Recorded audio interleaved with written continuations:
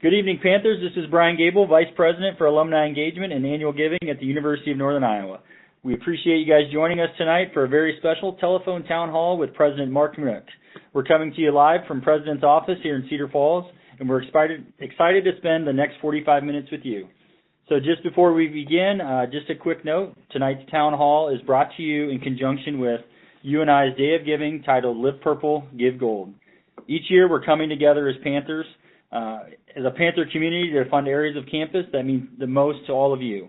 So far today, we have raised a ton of money from over 1,700 donors participating. If you're one of those people, I want to personally say thank you. And if you haven't supported us yet, you can press 7 on your keypad at any point throughout this call, and we'll send you a text message with a giving link following this evening's call. So here's how tonight will run.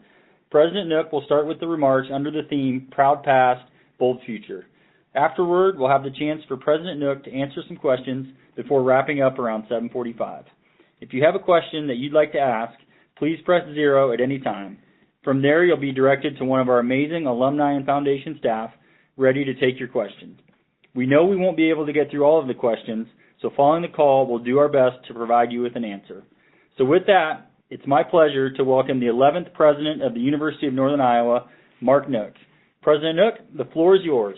Well, thank you very much, Brian. It's great to be online with everyone and be able to speak to Panther Nation. And what a fun day it's been today here on campus with Live Purple, Give Gold. I was out in the main area around Campanile for a little bit, down in front of Mocker Union, and students were out, staff were out, enjoying the wonderful weather.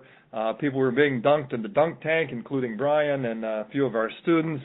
And just a wonderful time on campus as we were celebrating spring, and especially Live Purple, Give Gold, our day of giving.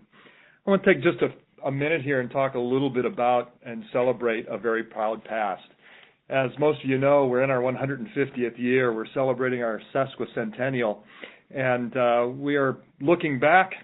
We're also looking to the future, but as we look back over the last 150 years, it really has been an amazing time on our campus. The foundation that people before us laid on this campus in terms of the strength of the educational environment, the support for students, the building of community is really amazing.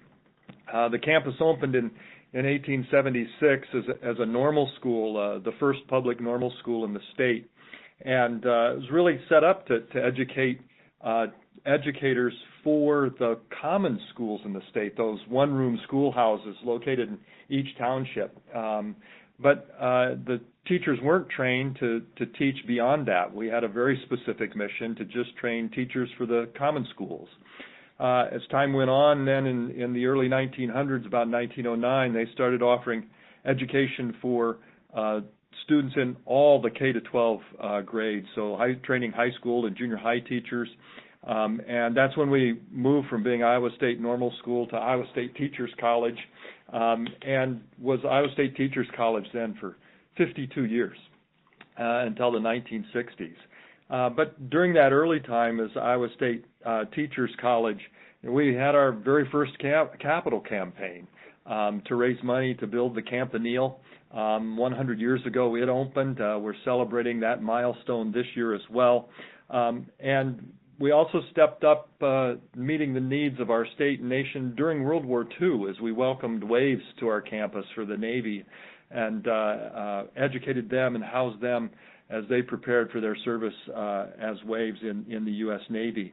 But as the campus continued to grow and as we moved into the 50s and 60s, it became clear that there was a growing need in our state for people to enter the workforce in areas other than the teaching profession.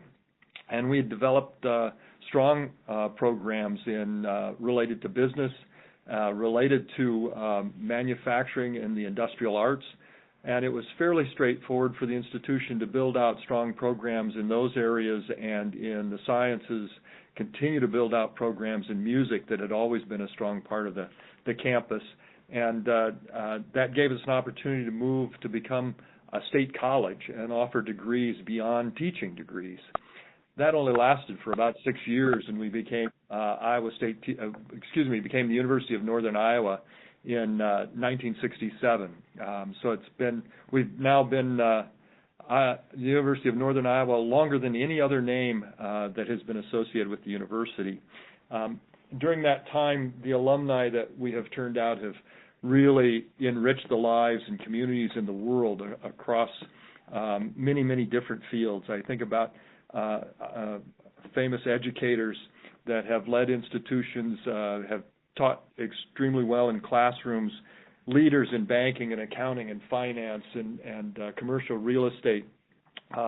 We have CEOs of communications companies and documentary filmmakers, political leaders, 2 ambassadors, and it was about a year ago that the person that has served as the ambassador to India and was the number 2 person at the Department of State came to campus to talk to me in gratitude about the education, not that he received, but that his father received, and the lessons that his father talked about that he learned here as he immigrated from India to the United States. And he came to this country with just $14 in his pocket and a ticket from New York to Cedar Falls so he could take classes, master's level classes here at the University of Northern Iowa. And from there went on to get a PhD, and then his son was able to rise up through the ranks and become an ambassador to China and serve the Department of State. So, our purpose statement here at the University of Northern Iowa is our purpose is to enrich lives, communities in the world through the lives of our students, alumni, faculty, and staff.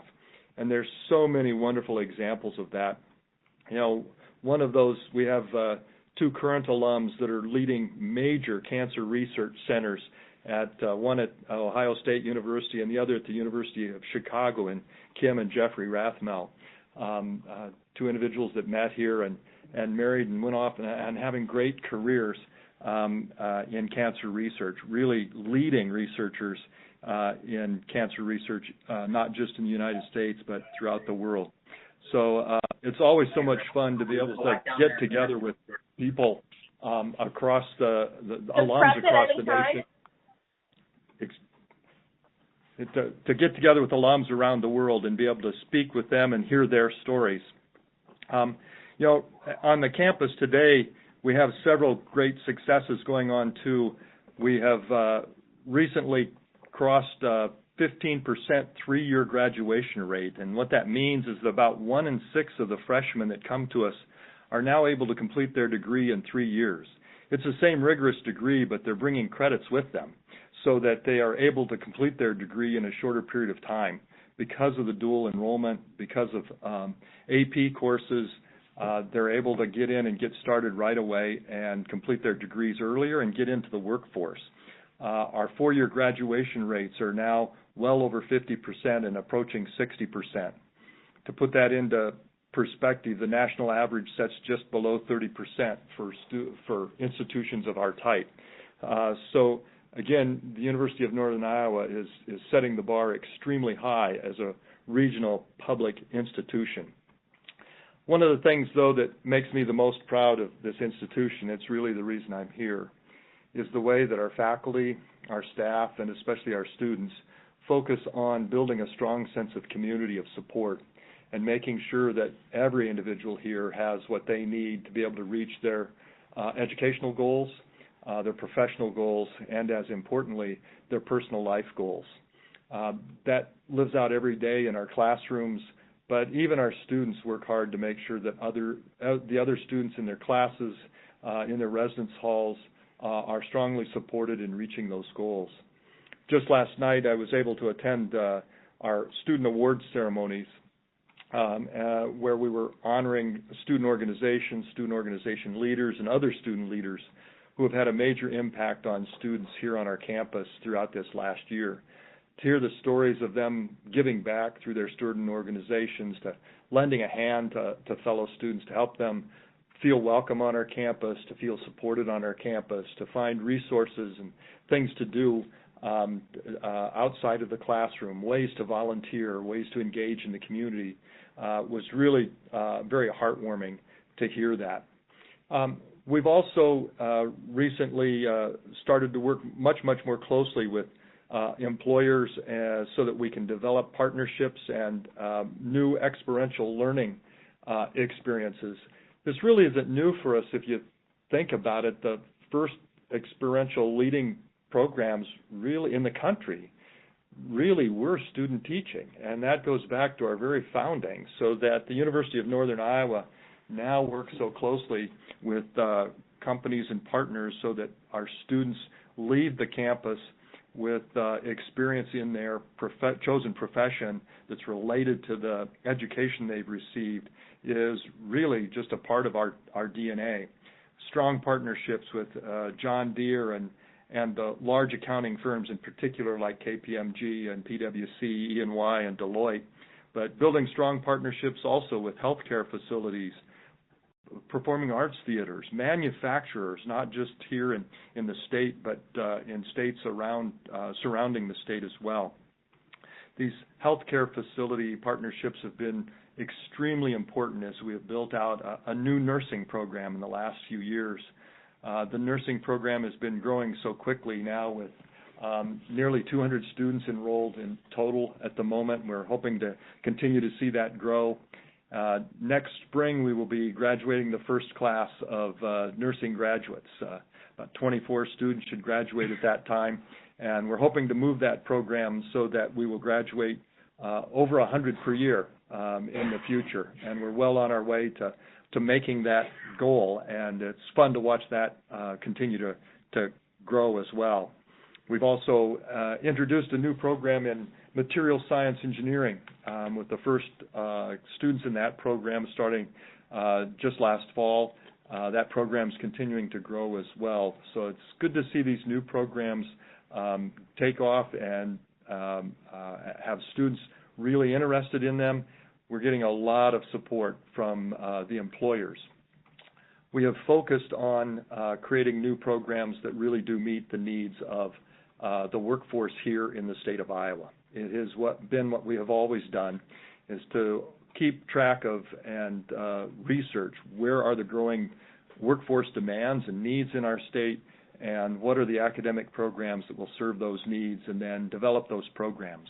And nursing and the engineering programs are just great examples of that, but we're also building out programs in cybersecurity and in AI, data analytics. So continuing to watch where things are going and make sure that we've got the programs that will prepare people for not just the jobs of today, but the jobs that will be here when they're ready to graduate, and that will be here long after they graduate as well. We've made significant investments in facilities. We've renovated what many people know as the women's gym or the East Gym on campus into a state-of-the-art nursing facility. We had an open house there recently, and several of the area healthcare administrators were through, and they couldn't believe the facilities that were here. In many cases, they said it looked better than some of what they see in their hospitals because of the way it's set up and the education that our students can receive with the facilities that have been developed here, with the equipment that's in place, thanks in large part to gifts from alumni, from donors, and from large foundations like the Carver Trust. So really it has been a partnership in developing these new programs and getting people in the area and in the industries excited about supporting the work that we're doing to help students move into these careers and be practice ready when they do come out.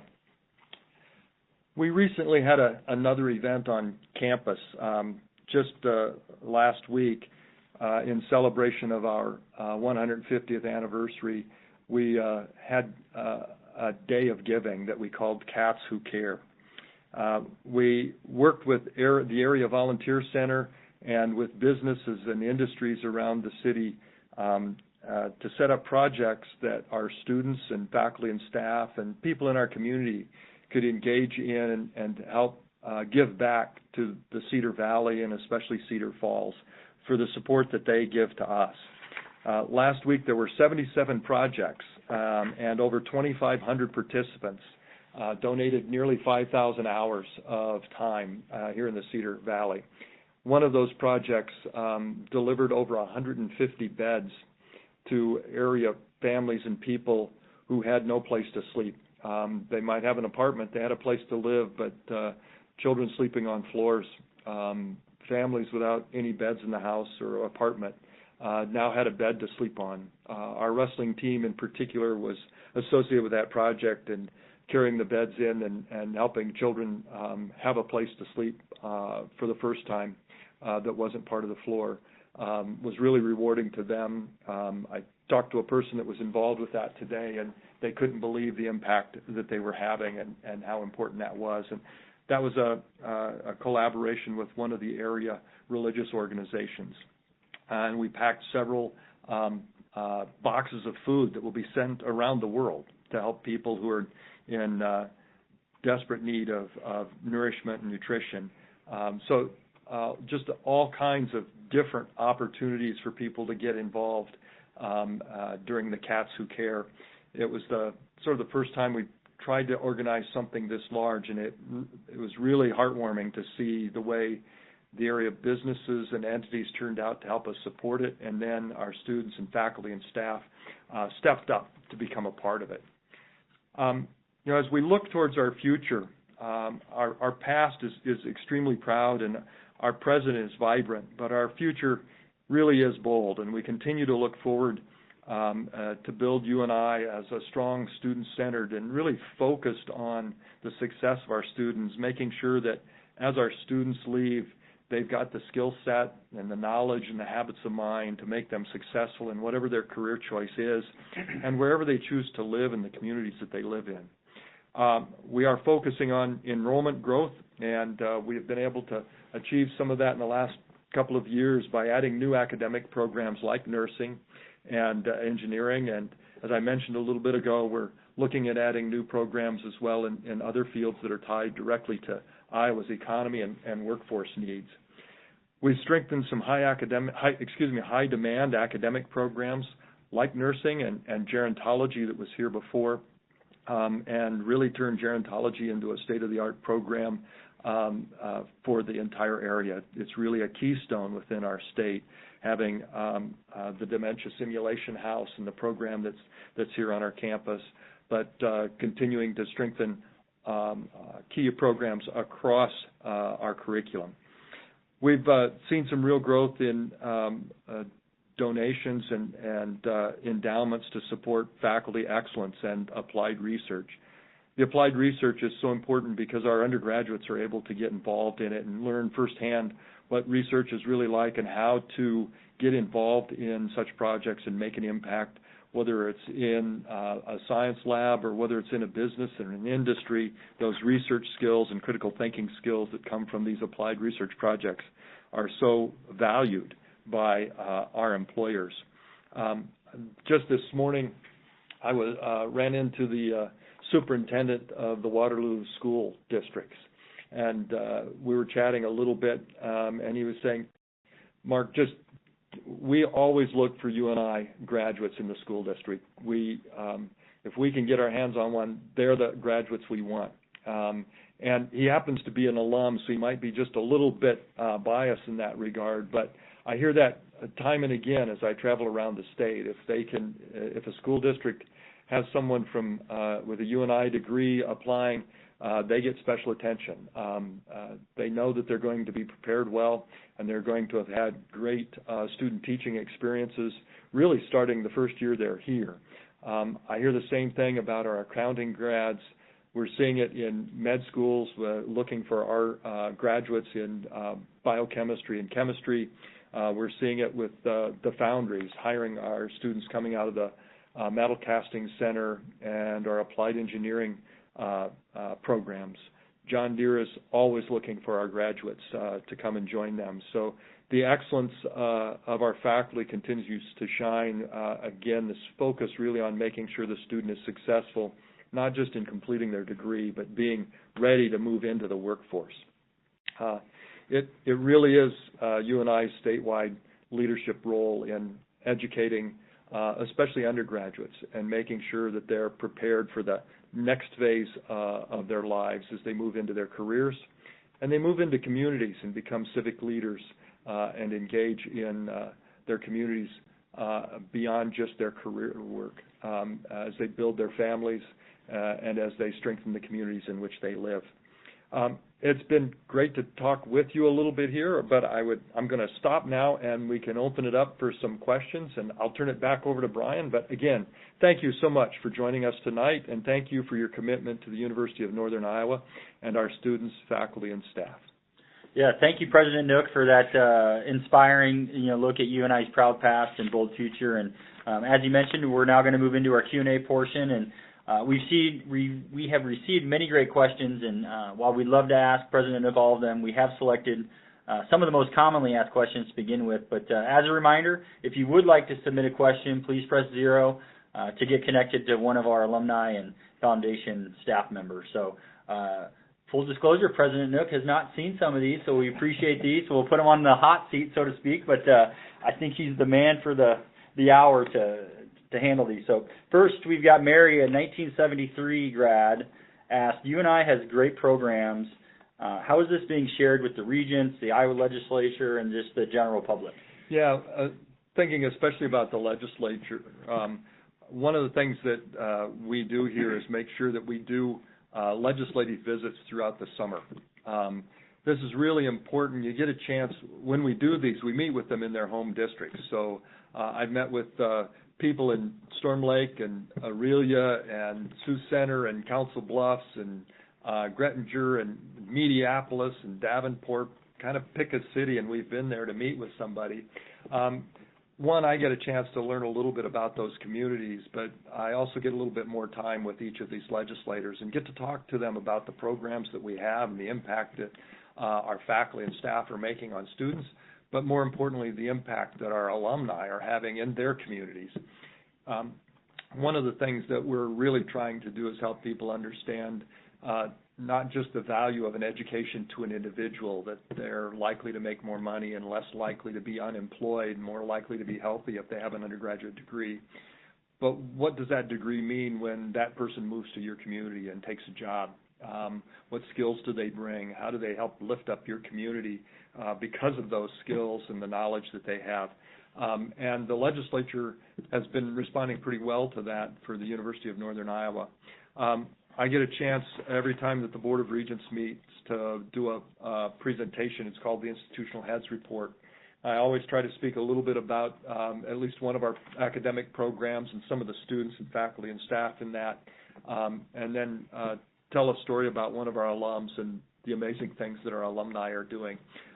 So we've got plenty of opportunities to get out and meet with the people who do hold some of our future in their hands, legislators as well as the Board of Regents. And then we make congressional trips too, and I speak to every member of our congressional delegation at least twice a year. I get a little more opportunity to talk to Senator Grassley in particular, as he's at many of our events on campus, and also the representative from this particular district, currently Ashley Hinson, as she's in the district. And all of them have stopped by to see the programs on our campus. We bring area state legislators as well as congressional delegates to our campus to view not just our facilities, but to meet with students, to talk with faculty and staff, and to learn firsthand from individuals what our programs are like. So thank you, Mary. I appreciate the question. Yeah, great. Following up, Ryan, a 2015 grad, wonders, how do we balance the financial investment in new programs, i.e. nursing, engineering, while not losing momentum with our flagship programs that we're known for, education, accounting, to name a few? Yeah, the university always has a little bit of money that we put into our budget for expansion of new programs, and it's always been there. We sometimes have to grow it a little bit and things. But mostly this money is used over a period of maybe 3 or 4 years to get the program stood up. But the intention is always that these programs will be self-supporting and that the finances will be there. So we have to make a bit of an investment up front to get them going. But many of them, then all of them that we've stood up recently, the projections are that they will be revenue neutral to revenue positive once they're fully operational. And we see that happening in nursing, and we expect it to happen with the engineering program. We also sometimes get special help from the legislature for these programs. We've, in this legislative session, requested an extra $600,000 to help us expand and continue to grow our nursing program. And so finding some extra resources from the state, especially for these programs that have a high workforce need in our state, is a great request to take into the legislature and ask them to help with that. Yeah, Beth, a 1966 grad, asked, maybe share a little more about the 3-year programs UNI is offering. Yeah, at the moment we have some 3-year programs that we're developing, and I want to be careful about these. These programs still require 120 credits to graduate, so they're traditional 4-year programs. What we recognize is that there are many students out there who have completed 30 or so credits while they're in high school through either dual enrollment or advanced placement courses, international baccalaureate programs. And so we've asked some of the majors to look and see if they could structure their curriculum so that if a student came in and had already completed 30-plus credits, primarily of general education or maybe an entry-level course in their program, a student could move through their program in 3 years. And we have several of the departments and programs that have been able to structure it. They were already structured that way, and students were moving through many of these the way it was. So most of these are programs where the students can move through their curriculum in a 2 to 3 year period of their major courses, and they have the faculty and things to be able to structure all of those within a 3-year period. We have not moved into, and we don't currently have plans to create degree programs that only require 90 credits. We're staying with the same 120 credit full baccalaureate programs that we've always had. But with so many students bringing credits to us, it makes some sense to make sure we're organized so that those students can be as efficient in moving through their education as possible while still receiving as rigorous an education as anyone who's ever come to this institution. Yeah, so as a reminder, if you'd like to submit a question, please press 0 to get connected with one of our alumni and foundation staff member. And with that, we're going to go to a live question from the audience. Joyce, 1980 social work grad, we've got you on the line.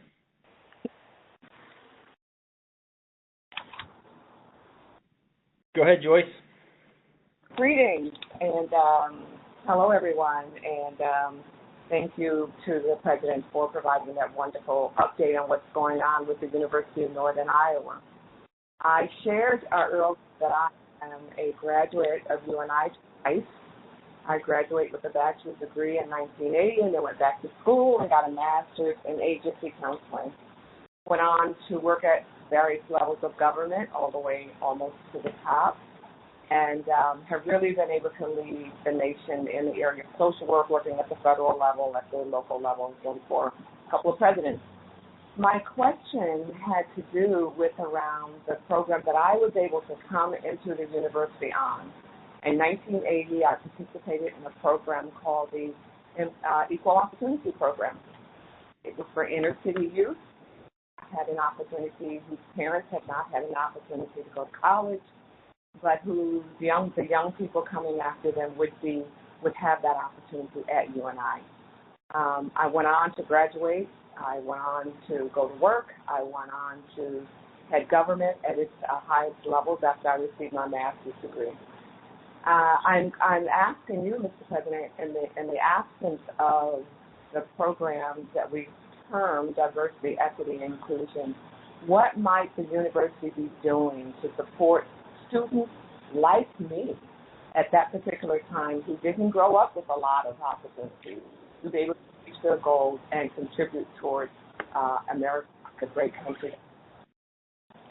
Yeah, Joyce, thank you for that question. I really appreciate it. We continue to operate the UNI Center for Urban Education, colloquially known as UNICU, and that office is located in Waterloo. And it runs an educational opportunity program both here in the Waterloo Cedar Falls area. They've also opened up a program like it down in Cedar Rapids. We have other TRIO programs as well. TRIO is a federal program that helps us support students that come from low income and first generation families, and be able to help them in upward bound programs where students who are in K-12 programs get support to understand what it takes to be college ready, and to learn more about how to apply and get into colleges and what a college education can do for them. So we're continuing to work with those programs. There is some question about where the funding for these programs will end up in future budgets, but at the moment we're continuing to run all of the TRIO programs we have. We are the largest TRIO institution in the state of Iowa, really by far. We're continuing to grow those, and we're working with our federal delegation in particular to keep the TRIO programs supported and active, and are continuing to work on that and develop those programs.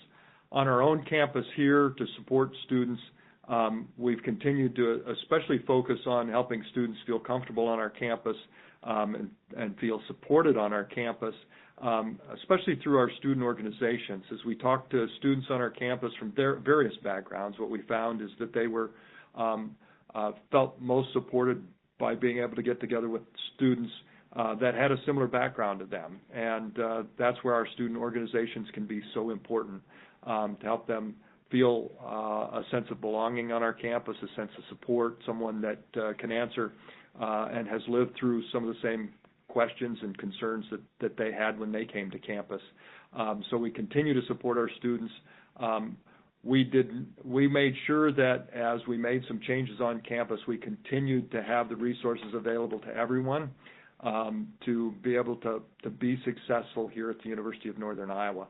So we continue to fully support students.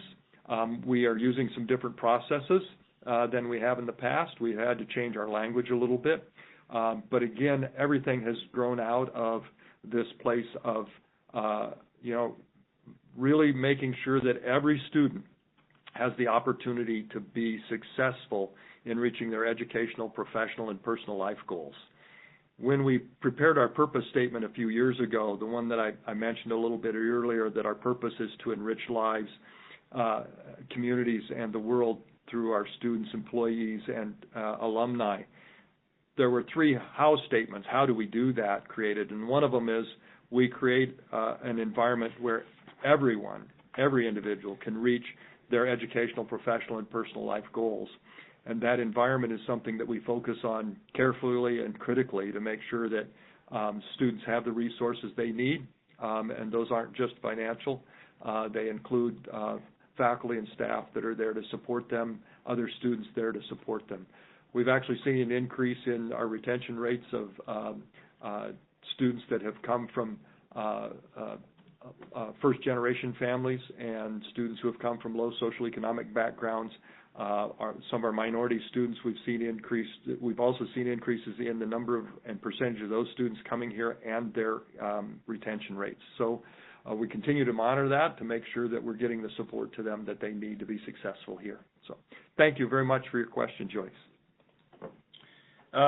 Cameron, a 2025 grad, asked, he's probably been in my mind or maybe at some of our alumni board meetings, but how is the neighboring state rate tuition going? Everybody wants to know about enrollment and the great new initiative with the neighboring state rate. How's that going? Yeah, first of all, for everyone, the neighboring state rate is something that we started this past year so that new students from the 6 states that surround and border Iowa, Minnesota, Illinois, Wisconsin, Missouri, Nebraska, and South Dakota will pay in-state tuition.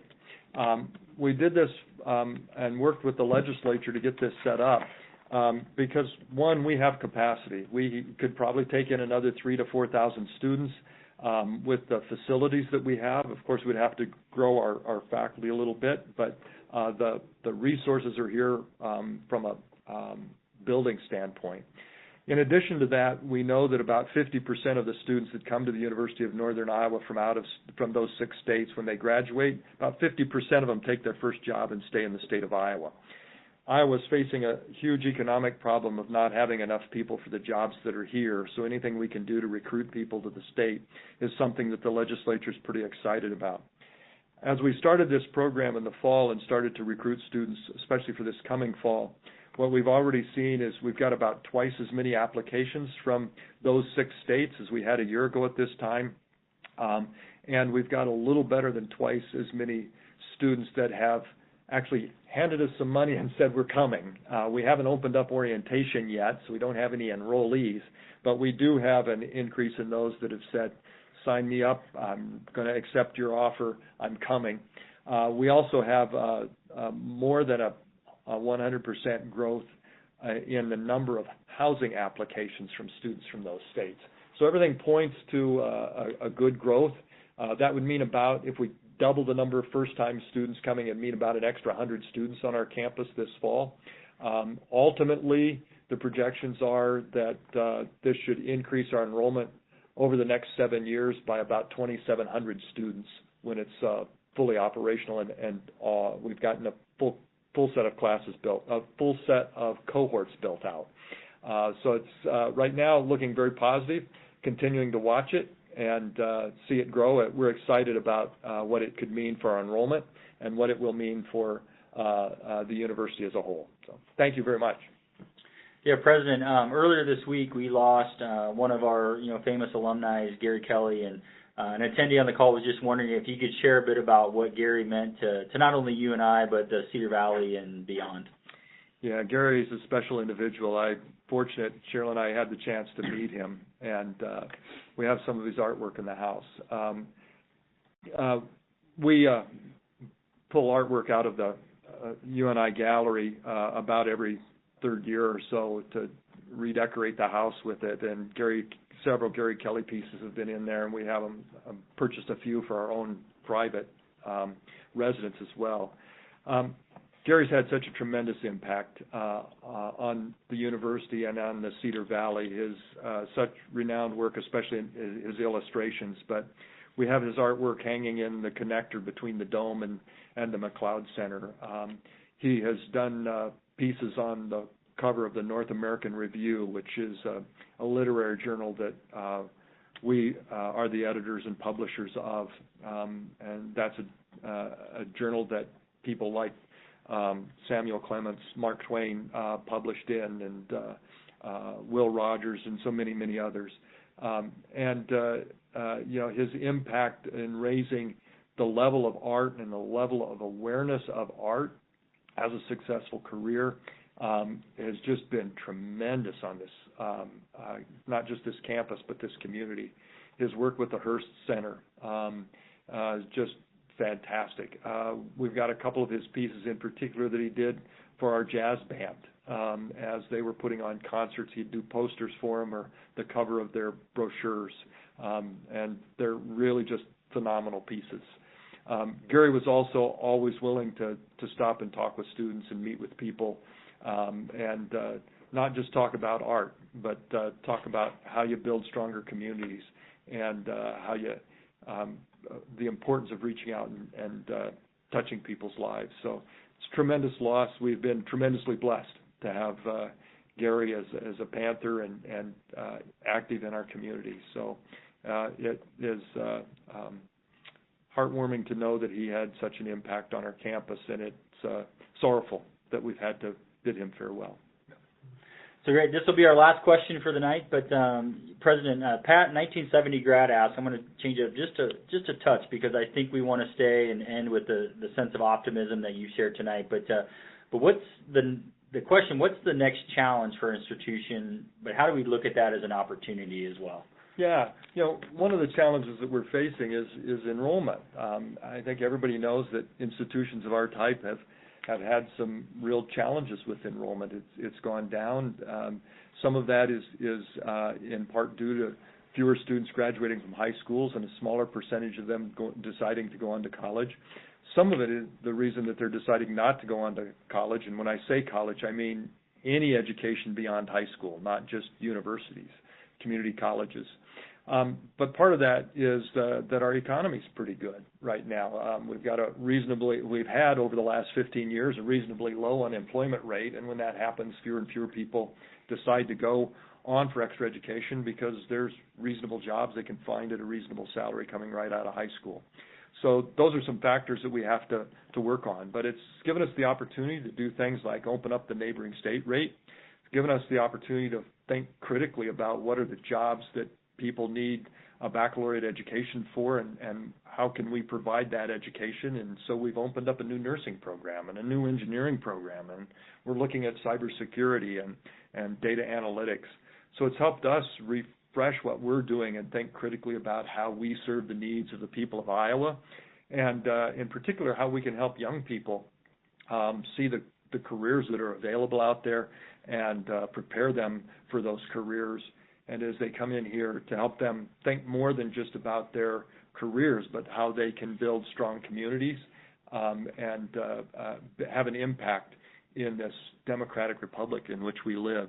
So while that looks like a great big lift for us, it gives us an opportunity to build better programs, gives us an opportunity to engage with the state in a conversation about the value that higher education brings, not just to the individual, but to our communities and to our state and to our nation, when we have a significant portion of our population with the degrees that will be able to build bridges, to find cures for cancer, to be able to serve as financial advisors in small towns and big towns, to be able to be accountants, to be able to serve in all of the fields that require somebody with a degree that you can only get through a four-year institution. So it really is an opportunity for us to rethink what we're doing and to talk closely with the people around the state about their needs and find ways to serve them.